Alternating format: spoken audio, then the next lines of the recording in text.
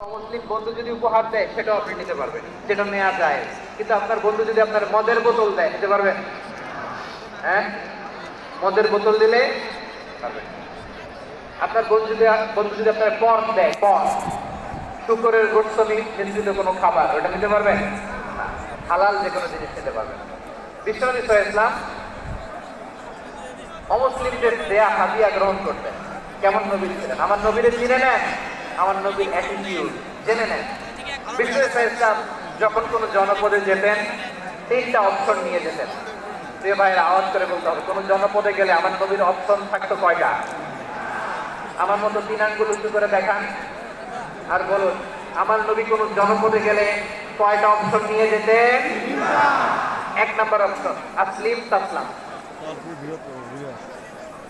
নতুন এলাকায় গেলে বলতেন আসলিম তাসলাম, ইসলাম ধর্ম গ্রহণ করো, শান্তিতে থাকবা, আমার ভাই হয়ে যাবো, আমরা ভাই ভাই। ইসলাম মানো, আমরা ভাই ভাই। অপশন নাম্বার কত? 1। যদি বলে না ইসলাম মানবো না, ওকে, অপশন নাম্বার 2, মুসলিম হওয়ার দরকার নাই, লা ইকরাহা ফিদ্দিন, ইসলামে কোনো বাড়াবাড়ি নাই। খ্রিস্টান আছো থাকো, বৌদ্ধ আছো থাকো, ইহুদি থাকতে চাও থাকো, কিন্তু আমরা যেহেতু রিজিওনাল সুপার পাওয়ার, আমাদের আন্ডারে থাকো।